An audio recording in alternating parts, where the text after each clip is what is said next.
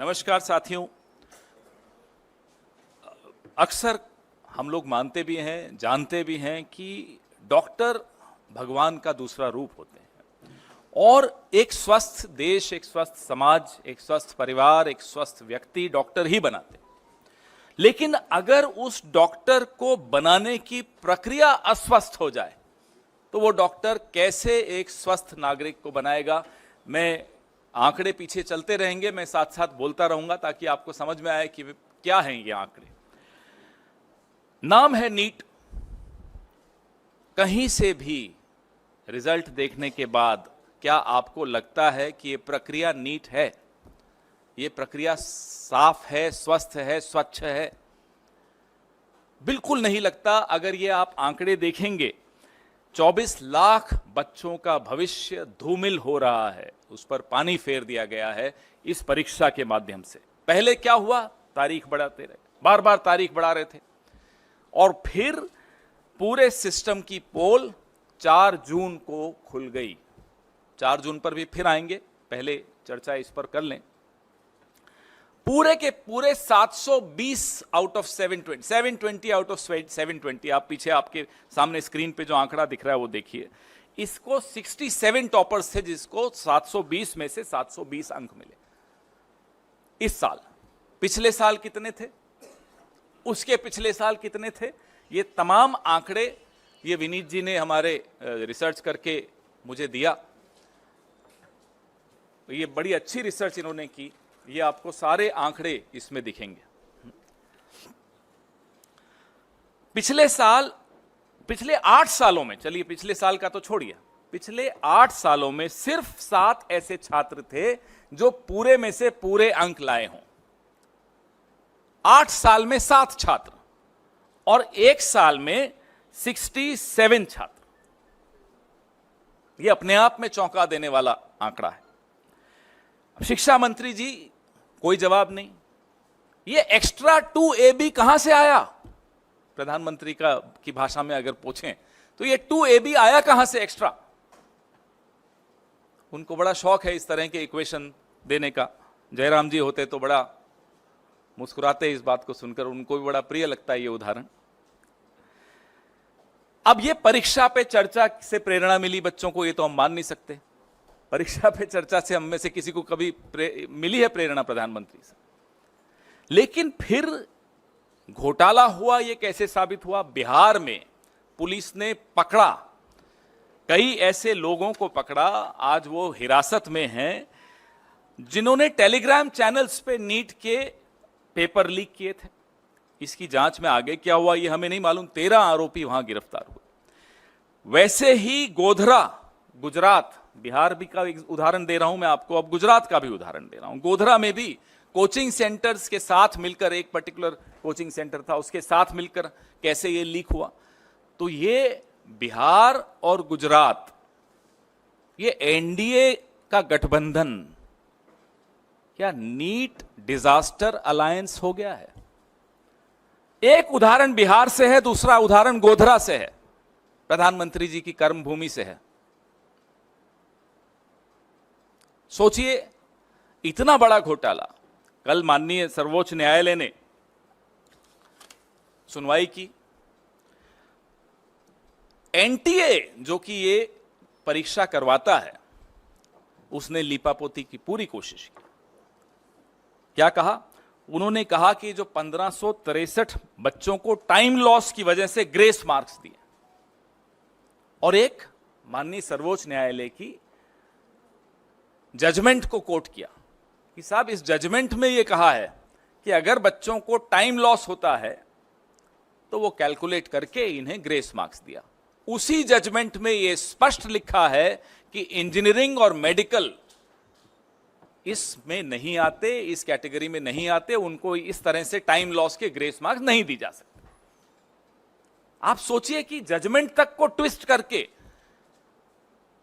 यह सरकार किस स्तर पर गिरकर लीपापोती कर सकती है, 24 लाख बच्चों के भविष्य को अंधेरे में डाल सकती है। यह हमने कल सुना और देखा। 4 जून को एक परीक्षार्थी और फेल हुआ था, 400 बोला 240 लाया और 55 ग्रेस मार्क्स लेके सरकार बना के बैठा। वो 55 ग्रेस मार्क्स ही तो हैं। ये रिजल्ट 14 जून को आना था, इसको 4 जून को क्यों किया गया? यही सोचा कि आप लोग जो अभी व्यस्त होंगे, हम सब व्यस्त होंगे चुनावी नतीजों में, पूरा देश टीवी पे सिर्फ चुनावी नतीजे देख रहा होगा, तो ये एक बड़ा विवाद नहीं पैदा होगा, इसलिए 14 जून को 4 जून पे ले आया गया। ये तमाम सवाल हैं जिसके जवाब नहीं मिले हैं। अब माननीय सर्वोच्च न्यायालय के फैसले के अनुसार ग्रेस मार्क्स तो हटा दिए, लेकिन जो 24 लाख बच्चों के जहन में, के मन में, के दिमाग में जो सवाल उठ रहे हैं, उसका जवाब माननीय शिक्षा मंत्री तो दे नहीं रहे। वो तो स्तुति वंदन में लगे हुए हैं मोदी जी के, जैसा कि पूरा कैबिनेट लगा रहता है। अब 580 से ज्यादा नंबर, ये आंकड़े जरूर देखिएगा जब मैं ये बार बार, क्योंकि इसमें इन्होंने मेहनत की है विनीत जी ने, बहुत कायदे का ये आंकड़े, ये सिर्फ आंकड़े देख लें तो इस प्रेस कॉन्फ्रेंस की भी जरूरत नहीं है, इतने महत्वपूर्ण आंकड़े हैं ये। 580 से ज्यादा मार्क्स लेने वाले छात्रों के जो एग्जामिनेशन सेंटर हैं, हम ये मांग करते हैं कि उन एग्जामिनेशन सेंटर्स के साथ उनके नाम जारी किए जाएं, वो बहुत आवश्यक है। दूसरी हमारी मांग यह है कि जो 12वीं के बोर्ड के मार्क्स का मिलान नीट के टॉपर्स के साथ किया जाए, क्योंकि एक सूचना है कि कुछ ऐसे छात्र हैं जिन्होंने 12वीं भी संघर्ष करके पास की, कोई ज्यादा अच्छे नंबर नहीं लाए, लेकिन नीट में टॉपर हो गए। हम नहीं कह रहे नहीं हो सकते, ऐसे लोग आगे चल के शिक्षा मंत्री और प्रधानमंत्री भी बन सकते हैं, इसमें कोई हमें उसमें नहीं है, लेकिन नीट में इतने मार्क्स ले जाएं, थोड़ी गड़बड़ की आशंका वहां 24 लाख बच्चों के मन में है, तो इसका जवाब भी देना होगा। जिस जिस एग्जाम सेंटर पर औसत से ज्यादा हाई मार्क्स वाले परीक्षार्थी हैं, उनकी वीडियो रिकॉर्डिंग भी जारी की जाए, ताकि पता चल सके कि ये एक्स्ट्रा मार्क्स ग्रेस से मिले हैं, डिसग्रेस से मिले हैं, कैसे मिले हैं ये मार्क्स। तो इसकी वीडियो रिकॉर्डिंग भी सामने आए, थोड़ा आवाज प्लीज, इसकी वीडियो रिकॉर्डिंग भी सामने आनी चाहिए। अब इसमें कुछ और महत्वपूर्ण बिंदु, एक सबसे ज्यादा यह है जो इन्होंने ही मुझे सुबह बताया कि एक विंडो खोली गई 2 दिन की, उसमें बच्चों ने ऑप्शन दी कि नहीं मुझे ये नहीं, ये सेंटर चाहिए। बिहार का एक बच्चा गुजरात के सेंटर में एग्जाम देने जाए, वो भी उस विंडो का फायदा उठाते हुए बोले नहीं मुझे ये नहीं, बिहार का सेंटर नहीं चाहिए, गुजरात का सेंटर चाहिए, 1500 किलोमीटर दूर का सेंटर चाहिए। ऐसे कई उदाहरण हैं। हम ये भी मांग करते हैं कि उन तमाम बच्चों की सूची भी सार्वजनिक की जाए जिन्होंने इस विंडो का लाभ उठाते हुए अपने सेंटर्स बदले, और ऐसे बच्चों की भी सूची सामने लाई जाए जो हैं राजस्थान के और जा रहे हैं केरला, उदाहरण दे रहा हूं, एग्जाम देने इतना दूर जा रहे हैं, ना उनके कोचिंग सेंटर के पास है वो सेंटर एग्जाम का, न उनका जहां वो रहते हैं वहां के पास है, तो इतना दूर जाने की क्या आवश्यकता पड़ी। तो कई चीजें निकल कर आएंगी अगर इसका जवाब हमको मिलेगा तो। एक दुर्भाग्य यह भी है कि रेल मंत्री हो, शिक्षा मंत्री हो, गृह मंत्री हो और भगवान के अवतार खुद हो प्रधानमंत्री, कोई अकाउंटेबिलिटी नहीं लेना चाहता। जवाबदेही का जो एक संस्कृति थी इस देश में, वो लाल बहादुर शास्त्री जी की हो, वो माधवराव जी सिंधिया की हो, वो संस्कृति अब आपको बिल्कुल नहीं दिखती। चलिए इस्तीफा आप नहीं दे रहे, यूपीए के शासनकाल में सिर्फ आरोप लगते थे, बाद में झूठे भी साबित हो गए, आरोप लगते थे और इस्तीफा हो जाता था, जवाबदेही थी। आज वो मंत्री मुस्कुराते हुए आरोप हम पर सब पर लगाता है, इस देश के नागरिकों पर लगाता है कि ये मोटिवेटेड प्रोटेस्ट हो रहा है। थोड़े दिनों में देश विरोधी भी हो जाएंगे ये बच्चे, देख लीजिएगा, इनको राष्ट्र विरोधी कह दिया जाएगा जो प्रोटेस्ट कर रहे हैं। आत्महत्याएं हो रही हैं इन पेपर लीक्स को लेकर, और मंत्री मुस्कुराते हुए कहता है मोटिवेटेड प्रोटेस्ट हैं। कहां है वो जवाबदेही की संस्कृति? Where is that culture of accountability which we saw in the past, even in the UPA era? I am not going to Mr. Lal Bahadur Shastri and Mr. Madhavrao Sindhya ji. Even in the UPA era we saw this. Just an accusation and people would resign. Later, of course, those accusations were proved wrong. Yet there were resignations, there was accountability, there was a respect for public opinion, there was respect for the media. अब वो कहां है सम्मान media का? वो सम्मान कहां है उन लोगों का जो सवाल पूछते हैं? आप इसी पर सवाल अपने सीमित रखिएगा तो उचित रहेगा। प्रेस रिलीज और ज्यादा विस्तृत है, इसमें और आंकड़े हैं, और मैं फिर से मेरे सहयोगी विनीत पुनिया जी को धन्यवाद देता हूं जिन्होंने आज सुबह सुबह ये आंकड़े मुझे दिए। जी, हमारी पहली मांग, जो कि हमें मालूम है बिल्कुल पूरी नहीं होगी, कि जो विश्व गुरु हैं आजकल शायद विदेश में हैं, वो अपना मुंह खोलें, इस पे कुछ बोलें। परीक्षा पे चर्चा करने वाले ढंग से पर्चा नहीं करवा पाते, तो हम उनसे मांग करते हैं कि वो अपना मुंह खोलें और इस पर कुछ बोलें। दूसरी मांग हमारी है कि जो 24 लाख उम्मीदवार 1 लाख सीटों के लिए बैठते हैं, इसमें 55,000 तो सरकारी मेडिकल कॉलेजेस की हैं। ये छात्र अब सरकारी कॉलेजों में कैसे दाखिला ले पाएंगे? इस साल 600 अंक पाने वाले उम्मीदवारों की संख्या 80,468 है। इमेजिन, आप सोचिए, कल्पना कीजिए, 1 लाख सीटें हैं, 55,000 सरकारी सीटें हैं, 600 अंक पाने वाले 80,468 हैं। सरकारी में इनकी एडमिशन कैसे होगी? इसमें एससी, एसटी, ओबीसी, ये तमाम जो रिजर्वेशंस हैं, इन सब का भी क्राइटेरिया है। इस पे कोई, किसी के मन में कोई स्पष्टता नहीं है। हमारी तीसरी मांग है कि अगर सरकार का दावा है कि ये पूरी तरह से पारदर्शी परीक्षा है, तो पिछले साल और इस साल जो 580 से अधिक अंक प्राप्त करने वाले छात्रों का पूरा परिणाम एनटीए द्वारा सार्वजनिक किया जाना चाहिए। 580 से अधिक अंक प्राप्त करने वाले छात्रों के सेंटर्स क्या थे, एग्जामिनेशन सेंटर्स, वो भी सार्वजनिक करने चाहिए, ताकि पता चले कि वो छात्र अपने गृह स्थान से या अपने कोचिंग सेंटर के स्थान से कितना दूर जाकर एग्जाम दिया, और फिर कारण भी हमें जांच करने चाहिए कि क्यों इतना दूर गया। कुछ ऐसे छात्र हैं जो 1500 किलोमीटर दूर जाकर एग्जाम दे रहे हैं, क्यों दे रहे हैं? सेंटर आपके पास में ही है तो भी आप उस सेंटर पे नहीं गए। हमारी चौथी मांग है कि जो बोर्ड के एग्जाम्स हैं, 12वीं के एग्जाम्स विशेष तौर पे, उससे नीट के जो एग्जाम्स में जो अंक बच्चों को मिले हैं उसका मिलान किया जाए। जो टॉपर्स हैं, तथाकथित टॉपर्स जो हैं, उनके अंकों का मिलान बोर्ड के एग्जाम के रिजल्ट से किया जाए। क्योंकि ऐसी रिपोर्ट्स आई हैं कि बोर्ड एग्जाम में बड़ा संघर्ष करके वो पास हो पाए, नीट में टॉप कर गए। हमें आपत्ति नहीं है, कर सकते हैं, मेहनत की होगी, ये भी मान लेते हैं एक बार, लेकिन 67 लोग 720 में से 720 लाते हैं तो सवाल उठते हैं। कुछ सेंटर्स ऐसे हैं जिसमें सबसे ज्यादा ऐसे उदाहरण मिलेंगे आपको। अब गोधरा का मैंने आपको एक एग्जाम्पल दिया, बिहार में पकड़े गए 13 लोग अभी गिरफ्तार किए गए हैं कुछ वक्त पहले।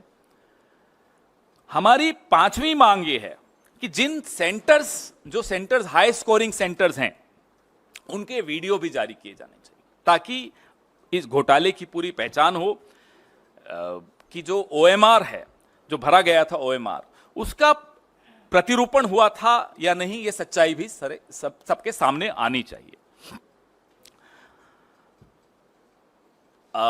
एक जो हमने मांग बार बार दोहराई है, फिर से दोहरा रहे हैं, कि जैसे इलेक्टोरल बॉन्ड्स थे, जब वो सार्वजनिक हुए तो सबको कई सवालों के जवाब मिले। अभी कुछ सवाल बाकी हैं हम सबके दिमाग में, लेकिन फिर भी काफी सवालों के जवाब मिले।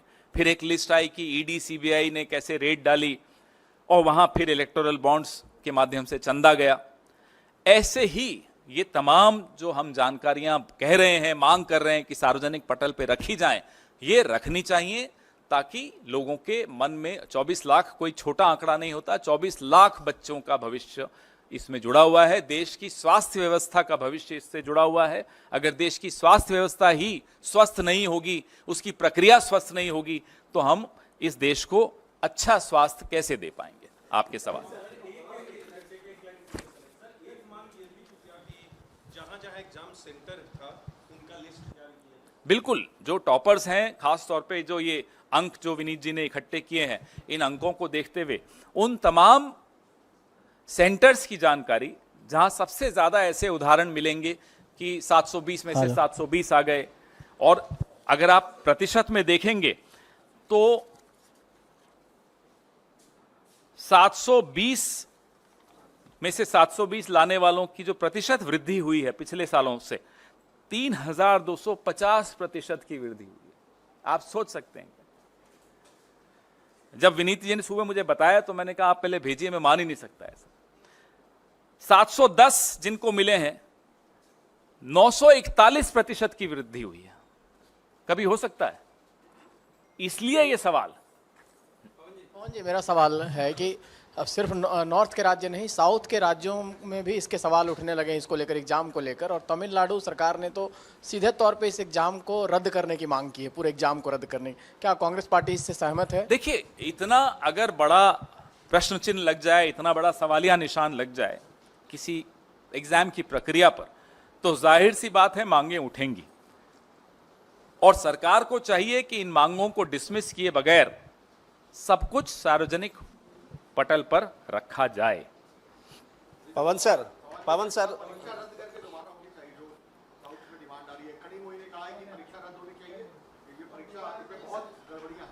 नहीं, अब देखिए, कल सुप्रीम कोर्ट ने कुछ एक राहत जरूर दी, लेकिन ये सवालों का उत्तर तो अभी नहीं मिला। तो जाहिर सी बात है कि उन तमाम बच्चों के भविष्य को ध्यान में रखते हुए ये कदम, जो भी कदम उठाए जाएं, कम है, कदम उठाने चाहिए ताकि उनको एक न्याय संवत भविष्य मिल सके। There should be justice to all the children who work hard, who prepare hard for these exams.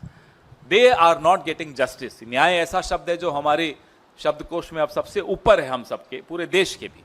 Sir, जो बच्चे जो क्या होनी चाहिए sir? He in fact went on to say that there is a committee that has been constituted where the NTA is investigating whether there has in fact been any irregularity. Why this mad rush to give a clean chit? This government has a very strange habit of rushing and giving clean chits. If there was no leak, what are these 13 people doing behind bars in Bihar? I ask. What about the center at Godhra, where there is evidence of 26 crores being negotiated, and out of these 26 crores, 12 crores was already transacted for exams. This is in Gujarat. So that's what we are saying. Please make public all these details of the centers where these toppers are there, their 12th class results, the videography of those centers, and how many students availed of that window of 2 days and sought to change their centers. Everything will be out with all these when all these details are made public. पवन जी मेरा सवाल ये है कि शिक्षा मंत्री धर्मेंद्र प्रधान है, इसके पहले, इस सरकार के पहले भी वही थे, इस बार कंटिन्यू हुए हैं। आपने जिम्मेदारी की बात की, क्या लगता है जिस तरह से शिक्षा मंत्री बार बार कह रहे हैं कि कोई पेपर लीक नहीं हुआ, कोई गड़बड़ी नहीं हुआ है, इतने छात्रों का भविष्य दांव पर लगा है, आप जिम्मेदारी की मांग कर रहे हैं, क्या शिक्षा मंत्री के इस्तीफे की मांग कर रहे हैं? आपकी जिम्मेदारी लेते हुए इस्तीफा दें? हम मांग तो वो करें जो संभव ही नहीं है। ये लगता है आपको इस्तीफा देंगे? इनको, इस सरकार को, सत्तारूढ़ दल को, जब तक ये यहाँ की देश की जनता और हम लोग मिलकर खदेड़ के नहीं निकालेंगे, निकलेंगे नहीं। अभी ग्रेस मार्क्स से चल रहे हैं, तो इनसे हम इस्तीफा तो लोग जब चाहेंगे इनको निकाल देंगे, चिंता मत कीजिए। लेकिन अगर पटना की आर्थिक अपराध इकाई ने पाया कि 5 मई को होने वाली परीक्षा से पहले ही प्रश्न पत्र पहुंच गए लोगों के पास, वो रैकेट उन्होंने एक्सपोज किया, तो शिक्षा मंत्री किस दावे के साथ कह सकते हैं कि कोई गड़बड़ हुई नहीं? 60 करोड़ तक की लेन देन की खबरें हुई, छपी थी, आप लोगों ने भी पढ़ी थी। 30 से 50 लाख रुपए लोगों से लिए गए एग्जामिनेशन पेपर के। तो ये सब बातें तो अखबारों में ही और मीडिया के ही माध्यम से आई थी। जी, एक एक करके माइक दे दो, एक एक करके। सर मेरा सवाल माइक आ जाए फिर पूछ लीजिए। सर मेरा सवाल इस डेटा को लेकर है। किसको लेकर है? डेटा को लेकर है। आप जो दिखा रहे हैं आंकड़े, उसमें जो चेंज इन परसेंटेज दिख रहा है, इसके पीछे दो जो लॉजिकल रीजंस अभी तक सामने आए हैं वो ये है कि पिछले सालों से इस साल का जो सिलेबस था एनसीईआरटी का नीट के लिए, वो 15 to 20% रिड्यूस किया गया, ग्रेडिंग ऑफ पेपर्स इजी की गई, और जो बच्चे थे, जो आप कह रहे हैं कि 2 दिन का विंडो मिला रजिस्ट्रेशन के लिए, क्योंकि काफ़ी कंप्लेंट्स उस वक्त आई थी बच्चों की कि रजिस्ट्रेशन नहीं हो पा रही क्योंकि वेबसाइट पे लॉक जैम था, तो उनके लिए रजिस्ट्रेशन खोली गई थी एनटीए की तरफ से। तो क्या आप ये चाह रहे हैं कि अब एनटीए जो बच्चों के जो रजिस्ट्रेशंस हैं और उनके सेंटर्स हैं उनसे क्रॉस मैचिंग करके उनके जो प्रीवियस 12th के मार्क्स हैं और वो भी नीट के मार्क्स है वो क्रॉस मैच करें? क्योंकि सर ये डेटा आना तो फिर मुश्किल ही होगा। क्यों मुश्किल होगा? देखिए, इट्स नॉट सो, इतना मुश्किल नहीं है कि उस 2 दिन की विंडो में, हम उस 2 दिन की विंडो को क्यों खोला गया उस पर सवाल अभी नहीं उठा रहे। हम ये सवाल उठा रहे हैं कि उस 2 दिन की विंडो में ऐसे कितने और कौन से बच्चे हैं जिन्होंने सेंटर्स बदले, राइट? आपने पूछा आंकड़ों पे जो सवाल, मैं अपने सहयोगी विनीत पुनिया जी को कहूंगा कि इसका उत्तर दें।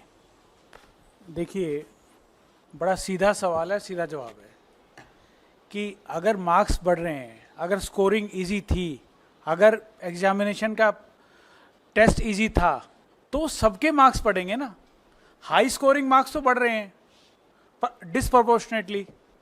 जो हाई स्कोरिंग मार्क्स हैं, जिसको आप 600 एंड अबव काउंट कर सकते हैं, उसमें जो इंक्रीज है एक अजीब, ये ह्यूमन इंटेलिजेंस के अगेंस्ट है जो क्वेश्चन पूछा जा रहा है। जो गवर्नमेंट का जो क्लैरिफिकेशन है, ये भी बिल्कुल बेसिक कॉमन सेंस के भी अगेंस्ट है कि आपका जो हाईएस्ट एंड होता है, आप कभी भी देखेंगे कोई भी मेरिट, जो टॉप पे लोग होते हैं वो कम होते हैं। जैसे जैसे आप नीचे पिरामिड में आते हैं वो नंबर बढ़ता जाता है। हमेशा कोई भी टेस्ट ले लीजिए, 99% लेने वाले बच्चे कम मिलेंगे, 98 वाले उससे ज़्यादा, 97 वाले उससे ज़्यादा, 90 वाले बहुत ज़्यादा, 80 वाले तो बहुत ही ज़्यादा, और 70 वाले तो सब भी होंगे। ऐसे ऐसे पिरामिड चलता है। ये पिरामिड अजीब पिरामिड है जो ये ऐसे और फिर ऐसे होता है। ये लॉजिकल नहीं है। मैं इसलिए पूछ रही हूँ क्योंकि नीट जो है जी और सीयूईटी भी कंडक्ट करवाती है। अभी तक जी के एडवांस रिजल्ट्स आए हैं, सो उसको लेकर तो कोई भी धांधली, करप्शन या किसी भी तरीके के सवालों का उठना नहीं दिखाई दे रहा। सर देखिए, हमारा सवाल, हम कोई ब्लाइंड एक्यूजेशन नहीं कर रहे, हम एक सिंपल बात कर रहे हैं। Let there be investigation, independent, clear, transparent, clear way से स्टूडेंट्स को सेटिस्फेक्शन मिले। 24 लाख स्टूडेंट्स का सवाल ही नहीं है, उनके साथ जो कम से कम 4 लोग, जो एक बच्चा जब तैयारी करता है तो उसके 4 घर वाले साथ तैयारी कर रहे होते हैं, वो भी उतना ही इन्वॉल्व होते हैं उस एग्जामिनेशन में 2 साल के लिए। जिन्होंने एग्जाम नहीं दिए हैं जिंदगी भर, दुर्भाग्य हमारा ये है कि वो लोग सरकार चला रहे हैं और उनको पता नहीं है कि एग्जामिनेशन का लोगों के लिए इंपॉर्टेंस क्या होता है। जो लोग एग्जाम देते हैं वो जानते हैं कि अकेला बच्चा पढ़ाई करता है, उसके सब लोग तैयारी करते हैं। नंबर 1 बात। नंबर 2 बात, जो अगले साल पेपर देने वाले हैं उनको भी हमें विश्वास दिलाना जरूरी है कि ये सिस्टम, ये ट्रांसपेरेंट है। अगर कोई गलती होगी तो उसको सजा मिलेगी। ये गवर्नमेंट इस तरह से काम कर रही है जैसे कुछ गलती हुई नहीं। हम नहीं कह रहे कि ये हुआ या ये नहीं हुआ। Let government come out with all the data, with all the transparent thing, let there be investigation. As we are reiterating our demand for Supreme Court monitored investigation. That is the demand that we have been putting up for again and again. Thank you.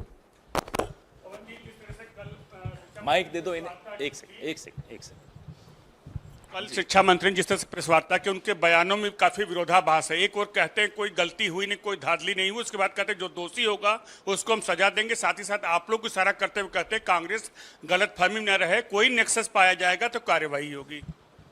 जब आपको उनकी बातों में ही विरोधाभास नजर आ गया तो आप समझ लीजिए कि इन सवालों की कितने महत्वपूर्ण हैं ये सवाल और क्यों इनके जवाब की आवश्यकता पूरे देश को है, ना केवल 24 लाख बच्चों को लेकिन उनके अभिभावकों को भी, पूरे समाज को ये जानना, पूरे देश को ये जानना आवश्यक है कि हुआ क्या, कैसे इतने सारे बच्चों को 720 में से 720 मिल गए और कुछ सेंटर्स पे सबसे ज़्यादा ऐसे उदाहरण मिल रहे हैं।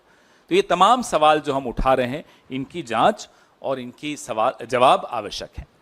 सर नीट के माइक दे दो इन्हें। बड़ी पार्टी होने के नाते और जो आपको मैंडेट मिला इस बार, जिससे आप काफी खुश हैं आपकी पार्टी, क्या कार्रवाई की उम्मीद आप एक्सपेक्ट कर रहे हैं गवर्नमेंट से? क्या कार्रवाई होनी चाहिए, क्योंकि पूरी जनरेशन की बात है। अगर इस देश में इतनी चर्चा इस मुद्दे पर हो रही है, सोशल मीडिया हो, विपक्ष हो, छात्र और उनके अभिभावक हों, पूरे समाज में इसकी जगत बात चल रही है, हर राज्य में इसके बारे में सवाल पूछे जा रहे हैं, फिर भी अगर इस सरकार पे दबाव नहीं पड़ता और वो इसके जवाब नहीं देती, तो आप समझ सकते हैं कि ये किस तरह की सरकार है। जवाब तो इन्हें देना पड़ेगा। सर हाँ जी।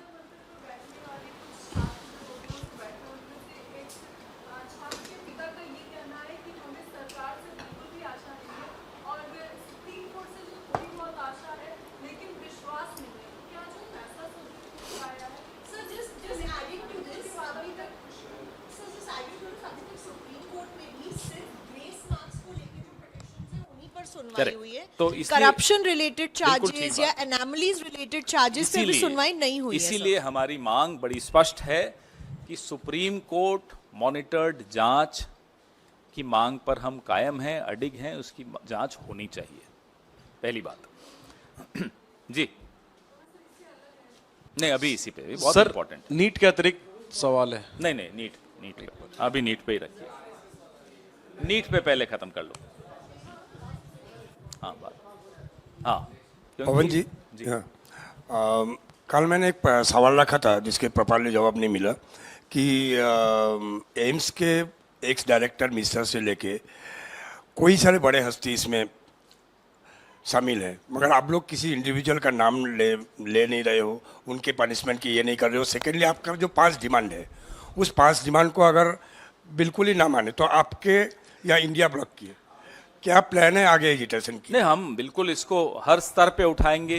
अधिवेशन, संसद का सत्र भी शुरू हो रहा है, हर स्तर पर इसको हम उठाएंगे और मजबूती से उठाएंगे। जो छात्र हैं, उनके अभिभावक हैं, उनको भी हम दिलासा दे रहे हैं कि आपकी आवाज़ उठाने के लिए कांग्रेस पार्टी और इंडिया गठबंधन के तमाम साथी बिल्कुल मुस्तैदी से तैयार हैं। रही बात नाम लेने की, गैर जिम्मेदाराना तरीके से मैं किसी का इस मंच पर बैठ के नाम नहीं लूंगा। हमारे सवाल हैं, जांच होगी, जिसके नाम आने होंगे सामने आएंगे। अभी मुझे बताया कि रजिस्ट्रेशन बंद होने के 24 दिन बाद लिंक खोला, ये भी एक सवाल था।